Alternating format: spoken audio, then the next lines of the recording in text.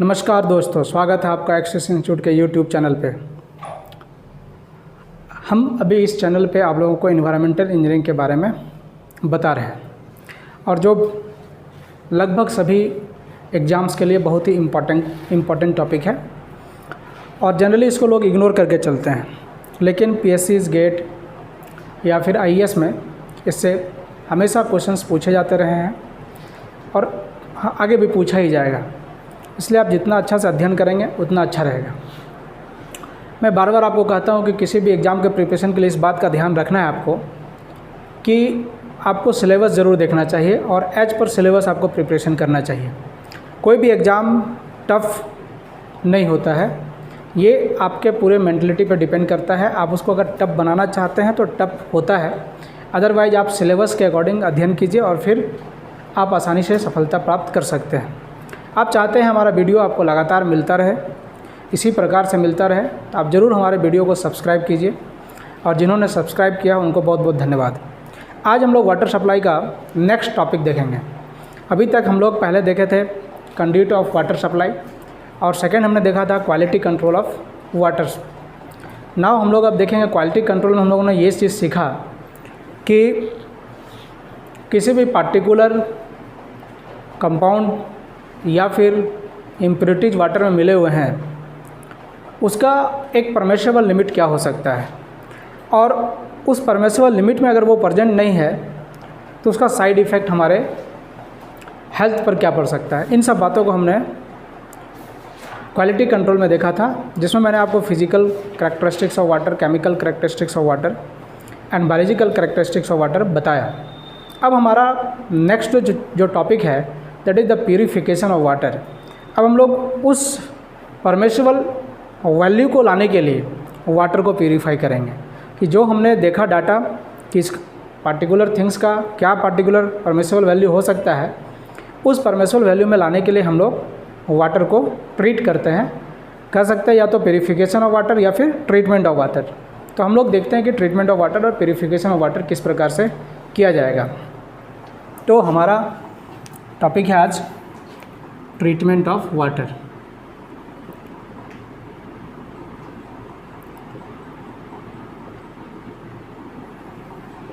या फिर इसको हम लोग कह सकते हैं प्यूरिफिकेशन ऑफ वाटर। ये आपका टॉपिक है आज। देखिए, इसमें हम लोग सबसे पहले ये समझते हैं कि प्यूरिफिकेशन ज़रूरत ही क्यों है। तो प्यूरिफिकेशन का ज़रूरत है आपको हर एक को परमिसिबल लिमिट में लाने के लिए, ठीक है। और जिसका कोई नील रहना चाहिए तो उस वैल्यू को, उस पर्टिकुलर कंपाउंड को या मॉलिक्यूल्स को या उस तरह के इम्प्योरिटीज़ को हम लोग नील करेंगे। तो हम लोग यहाँ पर देखेंगे कि आखिर ट्रीटमेंट में हम लोग करते क्या है। तो ट्रीटमेंट का एक हम लोग पहले खाका तैयार करते हैं, फिर हर एक स्टेप को एक एक करके हम लोग वीडियो वाइज वीडियो देखते रहेंगे। तो देखिए, ट्रीटमेंट में हम लोग का काम क्या होता है। जब आप वाटर सप्लाई करते हो तो आपको क्या चाहिए होता है, आपको सबसे पहले पानी चाहिए होता है, मीन्स वाटर मिलना होता है और सफिशिएंट अमाउंट मिलना होता है। जो नीड है उस सिटी का, टाउन का या पर्टिकुलर विलेज का, उतना पानी आपको ओवरऑल द ईयर मिलना चाहिए, है ना। सो आपके पास सबसे पहले सोर्स चाहिए, तो आपको सोर्स मिलेगा। अब सोर्स से वाटर को हम लोग लेंगे और वाटर को लेने के बाद हम लोग क्या करते हैं कि प्यूरीफाई करते हैं। तो मान लेते हैं ये हमारा एक सोर्स है यहाँ पर। अब इस सोर्स से हमें वाटर लेना है, तब यहाँ वाटर लेने के लिए आप डायरेक्ट सोर्स से नहीं उठा सकते, क्योंकि इसका लेवल चेंज हो सकता है और लेवल चेंज होने से आपका इफेक्ट पड़ सकता है। इस वजह से हम लोग क्या करते हैं, सोर्स में एक इनटेक वेल का प्रोविज़न करते हैं। सो इनटेक हम लोग सबसे पहले जो हमारा कंस्ट्रक्शन होता है दैट इज़ इनटेक। तो हम लोग यहाँ पर क्या करेंगे, इनटेक एक लगाएंगे। ये वेल टाइप का हो सकता है, रेक्टेंगुलर शेप हो सकता है, सर्कुलर शेप हो सकता है, डिपेंड करता है आपने डिज़ाइन कैसे किया है। तो सबसे पहले आप क्या करते हो, एक इनटेक बनाते हो। इनटेक वेल बोलते हैं। अब जो आपके पास जनरली मैंने आपको पहले भी कहा है कि ग्राउंड वाटर जो होता है वो हमारे मतलब वाटर सप्लाई के लिए मतलब सफिशिएंट नहीं होता, क्योंकि आप क्या करेंगे, आप ट्यूबवेल बनाएंगे, ट्यूबवेल का डेप्थ, ट्यूबवेल का विड्थ आप डाया कितना ज़्यादा रख सकते हैं। तो इस वजह से हम लोग क्या करते हैं, जो हमारा वाटर सप्लाई होता है फॉर लार्ज क्वांटिटी में, उसके लिए हम लोग सरफेस वाटर का यूज़ करते हैं। इसके लिए आप रिवर यूज करते हैं या फिर लेक यूज करते हैं, और अभी मॉडर्न डे में अभी क्या है कि सी का भी यूज हो रहा है। तो मान लेते हैं हमारे पास होता क्या है, सरफेस वाटर होता है। ये सरफेस वाटर क्या होता है, ये सरफेस वाटर ग्राउंड से या ओवरलैंड फ्लो होकर सोर्स तक जाता है और बाय द रिवर जा सकता है। सो बहुत सारा पार्टिकल्स ऐसे होंगे जो कि आपका जो इनटेक होगा वो बैंक ऑफ द रिवर या लेक होगा, बीच में तो आप डालेंगे नहीं। तो आपको जो बैंक ऑफ रिवर है वहाँ पर आपको बहुत सारे पार्टिकल्स मिल जाएंगे। जो पार्टिकल्स क्या होगा, फ्लोटिंग पार्टिकल्स हो सकता है, ऑर्गेनिक पार्टिकल्स हो सकता है, पेपर हो सकता है, ह्यूमन बॉडी भी हो सकता है, समटाइम्स इट में भी पॉसिबल। तो आप क्या करते हैं कि इनटेक से जब वाटर लेते हैं तो आप पहला काम क्या करते हैं, आप चाहते हैं कि जो फ्लोटिंग ऑब्जेक्ट है ऑर्गेनिक या इनऑर्गेनिक जो भी, उसको आप चाहते हैं सबसे पहले कि हम वहाँ पर रोक लें जिसका साइज़ बड़ा है, बल्कि साइज़ का है। तो आप सबसे पहला जो है इनटेक वेल में एक प्रोविज़न करते हैं, दैट इज़ स्क्रीन। तो यहाँ पर आप क्या करते हैं, पहला काम क्या करते हैं, स्क्रीनिंग करते हैं वाटर का। हम लोग इसको डिटेल में फिर देखेंगे। स्क्रीनिंग में क्या होता है, आपका मैक्सिमम जो पार्टिकल्स है बड़े साइज़ का वो रुक जाता है। फिर इस वाटर को आप ट्रीटमेंट प्लांट तक लेके जाते हैं। ट्रीटमेंट प्लांट ले जाने के क्रम में अब ये पॉल्यूशन क्या है रिवर का या उस वाटर सोर्स का, पॉल्यूशन का लेवल क्या है, टोटल डिजॉल्व सॉलिड क्या है, अगर उसमें गैसेस हैं जैसे H2S या CO2, इन सब गैसेस का क्वांटिटी बहुत ज़्यादा अमाउंट में है। तो आपको मैंने पहले ही बताया था कि H2S गैस जो होता है ये बहुत ही ख़राब स्मेल देता है। It may be possible that कि मीथेन भी हो सकता है। तो हम लोग क्या करेंगे कि उन गैसेस को चाहेंगे कि रिलीज हो जाए। सो हमारा नेक्स्ट स्टेप जो होगा that will be releasing of gases. So this is aeration, ठीक है, या एरेशन प्रोसेस हो गया। इसके लिए जो स्ट्रक्चर बनाता है उसको हम लोग बोलते हैं एरेटर। सो सेकेंड आपका यहाँ के बाद आप वाटर को कहाँ ले जाएंगे, आपको ले जाएंगे एरेटर के पास, आप ले जाएंगे एरेटर। एरेटर एक्चुअली क्या करेगा, ये जो गैसेस होंगे उनको ये रिलीज कर देगा, क्योंकि एरेटर में क्या होगा, वाटर हमारा ऑक्सीजन के कांटेक्ट में आएगा। हम लोग देखेंगे फिर आगे इसको डिस्क्राइब करेंगे। फिर एरेटर के बाद जब आगे बढ़ेंगे आप तो यहाँ पर सस्पेंडेड पार्टिकल्स जो होंगे या टोटल डिजॉल्व सॉलिड जो होगा वो आपका यहाँ से रिमूव नहीं होगा। इस वजह से हम लोग क्या करेंगे, आगे उसको रिमूव कराना चाहेंगे। उस रिमूव कराने के लिए हम लोग क्या करेंगे, एक टैंक का निर्माण करेंगे। That tank is known as sedimentation tank. Sedimentation tank, ये सेडिमेंटेशन टैंक जो है क्या हो सकता है, प्लेन सेडिमेंटेशन हो सकता है या फिर सेडिमेंटेशन विथ कोगुलेशन हो सकता है। ये दो प्रकार का हो सकता है। क्या हो सकता है, plain sedimentation tank, plain sedimentation tank and sedimentation with coagulation. So sedimentation tank आपका दो प्रकार का होगा, means third step is sedimentation.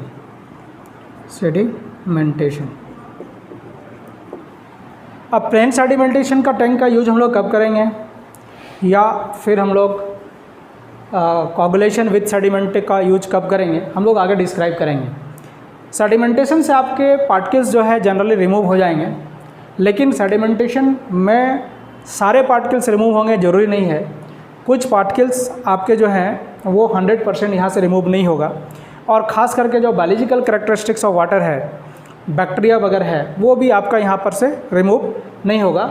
इसलिए हम लोग क्या करेंगे, इस सेडिमेंटेड वाटर को जो यहाँ से इफ्लुएंट मिलेगा हम लोगों को, that will be goes to filtration. तो हमारा नेक्स्ट स्टेप होगा filtration. So fourth one is filtration.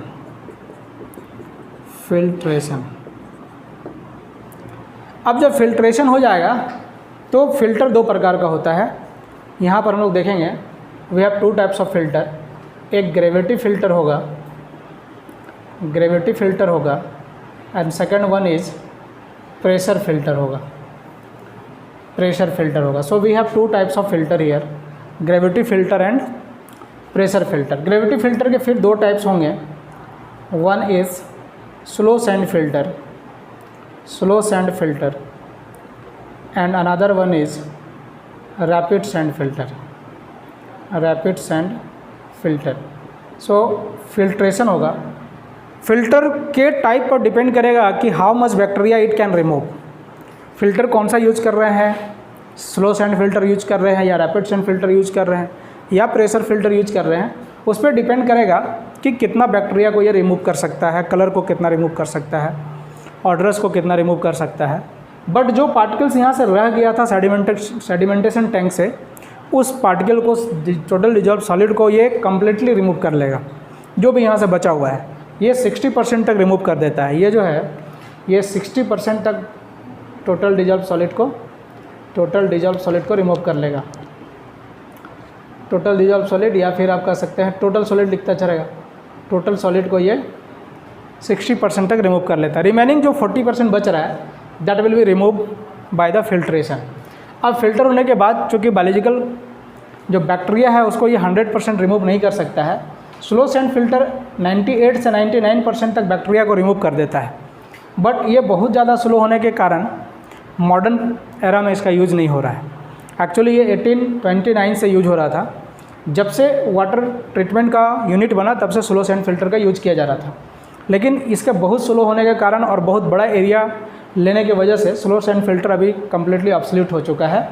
इस वजह से हम लोग रैपिड सैंड फिल्टर यूज करते हैं, और रैपिड सैंड फिल्टर जो है आपका 90-92% तक ही बैक्टीरिया को रिमूव कर पाता है, कहीं कहीं 85% तक होता है। तो इस वजह से बैक्टीरिया जो है इस फिल्ट्रेशन के बाद भी आपके वाटर में मिलेगा। सो हम लोग क्या करेंगे, हम लोग इसको करेंगे बैक्टीरिया रिमूव करने के लिए next process that is known as disinfection. ठीक है, डिसइंफेक्शन नेक्स्ट हमारा जो होगा वो होगा क्या, डिसइंफेक्शन होगा। तो हमारा नेक्स्ट जो पांचवा प्रोसेस होगा that is disinfection. So this is the fifth step. अब क्या है, और कुछ चीज़ें हो सकती है, जैसे कि वाटर अगर हार्ड है तो फिर वाटर को सॉफ्ट करना होगा। सो नेक्स्ट प्रोसेस में भी पॉसिबल सॉफ्टनिंग हो सकता है। एंड और हम लोग देखें, अगर मान लेते हैं कि फ्लोराइड है यहाँ पर, तो फिर डीफ्लोराइडेशन होगा, रिमूव ऑफ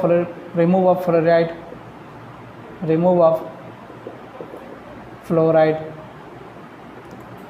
फिर आपका हो सकता है कि आयरन होगा तो डीफ्लोराइडेशन करेंगे। तो ये और भी हो सकता है as per the need.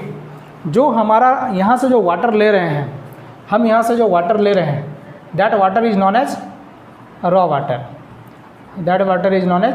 Water, means कच्चा पानी। कच्चा पानी कहने का मतलब यहाँ पर यह है कि आपने सोर्स से जो पानी उठाया that water is raw water, उसमें किसी भी प्रकार का इम्प्योरिटीज़ का पॉसिबिलिटी हो सकता है। So this is raw water. और जब हम लोग यहाँ से ट्रीट कर लेंगे, मान लेते हैं ये हमारा लास्ट हो गया, देन हम लोग यहाँ से क्या करेंगे, सप्लाई करेंगे दैट इज़ डिस्ट्रीब्यूशन करेंगे, लोगों तक हम लोग इस पानी को पहुँचाएंगे। तो जब ट्रीट हो जाएगा वाटर कम्प्लीटली, जो भी नीड है ट्रीटमेंट का, वो सारा ट्रीटमेंट होने के बाद जो पानी यहाँ से मिलेगा that is known as clear water. So treatment के पहले का वाटर को हम लोग रॉ वाटर कह रहे हैं, और ट्रीटमेंट के बाद के पानी को हम लोग क्लियर वाटर कह रहे हैं। अब ये जो यूनिट है इसमें और कुछ यूनिट ऐड हो सकता है, नीड जैसा है उसके अकॉर्डिंग। तो ये जो ये एरेटर जो है, ये इसको हम लोग बाद में भी लगा सकते हैं, ऐसा कोई ज़रूरी नहीं कि पहले लगाना, डिसइंफेक्शन के बाद भी हम एरेशन कर सकते हैं, या फिर हम लोग डिसइंफेक्शन पहले भी कर सकते हैं या 2 बार डिसइंफेक्शन भी कर सकते हैं। कैसा नीड है, बैक्टीरिया कंटेंट कैसा, उस पर हम लोग का जो है पूरी तरह से ट्रीटमेंट यूनिट हमारा बेस्ड होगा। अब क्या है कि ये जो है सारा कोई ज़रूरी नहीं है कि सारे ट्रीटमेंट प्लान में आपको मिल ही जाए, है ना।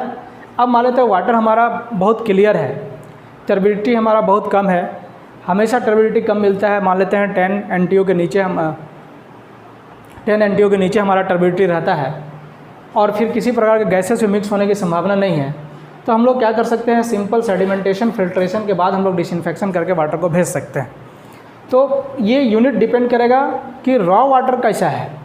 रॉ वाटर जिस प्रकार के होंगे उस प्रकार से हम लोग इस ट्रीटमेंट यूनिट के डिफरेंट कंपोनेंट्स को हम लोग यूज करेंगे, है ना। अब हम लोग एक एक करके हम लोग ट्रीटमेंट यूनिट्स को देखते हैं। पहला हम लोग देखेंगे स्क्रीनिंग।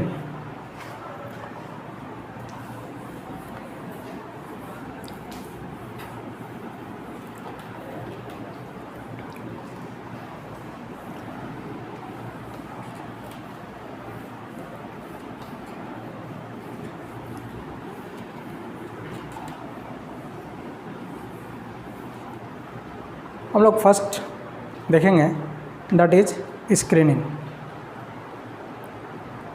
हमारा फर्स्ट ट्रीटमेंट यूनिट है, स्क्रीन बोल सकते हैं, और जो प्रोसेस होगा that is known as screening. तो स्क्रीन का मतलब होता है कि हम लोग यहाँ पर लार्जर ऑब्जेक्ट को रोकना चाहते हैं। स्क्रीन दो प्रकार का होगा। पहले ये समझ लेते हैं कि screen having two types. Screen जो होंगे इनके दो टाइप्स होंगे। First one is fine screen and second one is coarse screen. So we have two types of screen here, fine screen and coarse screen. अब क्या है कि फाइन स्क्रीन और कोर्स स्क्रीन, फाइन स्क्रीन में क्या होंगे, इसमें होता क्या है एक्चुअली, दोनों ही केस में आपके वायर मेश होता है। फाइन स्क्रीन के केस में देखेंगे तो वायर मेश होगा, पतले पतले वायर से ये बना हुआ होगा, इस तरह से पतले, ये वायर मेश है, this is known as wire mesh. और कोर्स स्क्रीन में क्या होता है, वायर की जगह स्मॉल डाया का हम लोग रट लगाते हैं, this will be course screen. यहाँ पर क्या होगा, कोर्स स्क्रीन और फाइन स्क्रीन में क्या है एक्चुअली कि आपका फाइन स्क्रीन जो होगा उसमें जो स्पेस होंगे, है ना, ये जो स्पेस होगा ये बहुत कम होगा। दिस में भी 3 mm to 10 mm to 20 mm। और यहाँ पर जो स्पेस होंगे दिस स्पेस भी 25 mm टू 50 mm। स्पेसिंग जो होगा वो इस तरह से चेंजेज होंगे। आपका इसमें क्या होगा, फाइन स्क्रीन के केस में क्या होगा, ये जो आपका स्पेस होगा that will be 10 mm to 20 mm। और कोर्स स्क्रीन में जो ये स्पेस होगा that will be 25 to 50 mm। अब यहाँ पर क्या है कि हम लोग जब भी फाइन स्क्रीन का यूज करते हैं ये हमेशा क्या होता है कि कोर्स स्क्रीन के बाद लगाया जाता है ना। मतलब course screen is followed by fine screen. Course screen जो होगा उसको कौन फॉलो करेगा, फाइन स्क्रीन करेगा। हम लोग लिख लेते हैं course screen is followed by fine screen. कहने का मतलब ऐसा हुआ कि जब हम इनटेक में स्क्रीन लगाना चाहेंगे तो पहले हम लोग क्या करेंगे, कोर्स स्क्रीन लगाएंगे, फिर हम लोग फाइन स्क्रीन लगाएंगे। यहाँ कोर्स स्क्रीन है और यहाँ पर फाइन स्क्रीन है। अब देखिए क्या है, कोर्स स्क्रीन को हम लोग ट्रेस रैक भी बोलते हैं, ट्रेस रैक, ठीक है। तो अभी यहाँ क्या है कि पहले हम लोग कोर्स स्क्रीन लगाए। कोर्स स्क्रीन क्या करेगा, कोर्स स्क्रीन का काम होगा कि जो बड़ा पार्टिकल्स है, बल्कि पार्टिकल्स है, जैसे पेपर्स हो गया, एनिमल्स हो गया, डेब्रिस हो गया, ट्री हो गया, इन सब को रोकना। इनका काम क्या होगा, screen, animals, debris, paper, trees, etc। Course screen क्या करेगा कि आपका जो भी बड़ा पार्टिकल्स है उन सबको रोक लेगा। और फाइन स्क्रीन क्या करेगा कि छोटे पार्टिकल्स को रोक सकता है क्योंकि इसका साइज बहुत कम हो गया है। और जिसका साइज छोटा होगा, अनइनऑर्गेनिक पार्टिकल्स टाइप का जो जिसका साइज इससे बड़ा होगा, उन सब पार्टिकल्स को भी रोक सकता है। बट प्रॉब्लम क्या है कि जो फाइन स्क्रीन है इसका जो स्पेसिंग है, यहाँ पर जो गैप है, ओपनिंग जो है, ओपनिंग बहुत स्मॉल है ना। फाइन स्क्रीन का ओपनिंग बहुत स्मॉल है, opening is very small, so it be clogged clogged frequently. क्या होगा कि आपका जो फाइन स्क्रीन है इसका साइज़ बहुत छोटा है। इस छोटे साइज़ के होने की वजह से क्या होना है कि जो आपका मटेरियल आएगा तो वो मटेरियल सारा यहाँ जो है अटक जाएगा, और अटकने के कारण ये क्लॉग्ड हो जाएगा, चॉक हो जाएगा, और जो वाटर मिलना चाहिए, जिस क्वांटिटी में आपको वाटर चाहिए वो आपको प्राप्त नहीं हो पाएगा। चूँकि यहाँ पर हम लोग छोटा पार्टिकल रोकने के लिए फाइन स्क्रीन का सोच रहे थे, तो अगर छोटा पार्टिकल चला जाता है, पास हो जाता है, तो it may be removed by the sedimentation.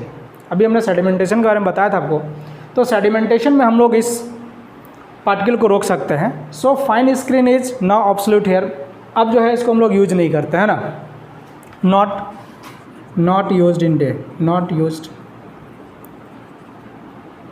In present day. चूँकि हमारे पास सेडिमेंटेशन टैंक है, इस वजह से हम लोग फाइन स्क्रीन का यूज नहीं करते। अब कोर्स स्क्रीन का जब यूज करते हैं हम लोग, तो कोर्स स्क्रीन को इस प्रकार से बनाते हैं हम लोग कि यहाँ पर कोर्स स्क्रीन से जो वाटर पास होगा, चाहे पंप कर रहे हो चाहे अंडर ग्रेविटी फ्लो हो, यहाँ से जो वाटर पास होगा वेलोसिटी होना चाहिए इसका, वेलोसिटी 0.8 मीटर पर सेकेंड से 1 मीटर पर सेकेंड के बीच रहना चाहिए। इससे ज़्यादा वेलोसिटी होगा तो कुछ पार्टिकल जो कंप्रेस हो सकते हैं वो क्या होगा कि वाटर के साथ फ्लो कर सकता है। So velocity should control in this range 0.8 metre per second to 1 metre per second.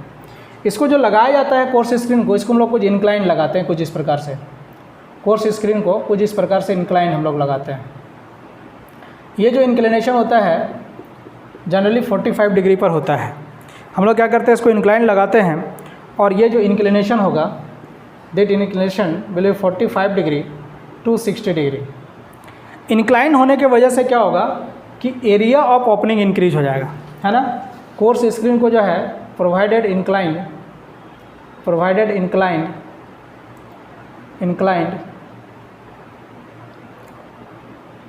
inclined to the direction of flow, provided inclined to the direction of flow, which increases the opening area को increase करेगा and reduce the velocity of water. Incline करने की वजह से होगा क्या कि opening area बढ़ जाएगा and there is a component of velocity का कंपोनेंट ब्रेक हो जाएगा। मान लेते हैं वाटर इधर से आ रहा है, ये वाटर इधर से आ रहा है, तो क्या होगा कि ये वाटर का कंपोनेंट ब्रेक हो जाएगा, और कंपोनेंट ब्रेक होने की वजह से क्या होगा कि वेलोसिटी रिड्यूस कर जाएगा, और वेलोसिटी रिड्यूस करने से आपका जो बड़ा पार्टिकल है वो सारा यहाँ पर चॉक हो जाएगा। अब है कि स्क्रीन को साफ़ हम लोग कैसे करते हैं, तो आप इसको मैनुअली साफ़ कर सकते हैं या फिर मैकेनिकली साफ़ कर सकते हैं, या फिर ऐसा हो सकता है कि ये मूवेबल हो, हम लोग इसको मूव करके भी साफ़ करा सकते हैं। अब ये आप समझ रहे होंगे कि स्क्रीनिंग क्या है। तो इस प्रकार से स्क्रीनिंग के माध्यम से आप क्या है बड़े पार्टिकल्स को, जो बल्कि पार्टिकल्स हैं उनको आप रोकते हैं, और छोटे पार्टिकल्स को आप जाने देते हैं, क्योंकि फाइन स्क्रीन का यूज नहीं करते। फाइन स्क्रीन का यूज करने से प्रॉब्लम यह है कि बार बार ये क्लॉग्ड हो जाएगा, और क्लॉग्ड होने की वजह से क्या होगा, आप जो वेलोसिटी जो वाटर आपको चाहिए quantity, that quantity of water हो सकता है आपको ना मिले। इसलिए चूँकि सेडिमेंटेशन टैंक हमारे पास है, इस वजह से हम लोग फाइन स्क्रीन का यूज नहीं करते हैं। अब मैं आपको नेक्स्ट वीडियो में बताऊंगा कि स्क्रीनिंग के बाद हम लोग कौन सा कंस्ट्रक्शन करते हैं।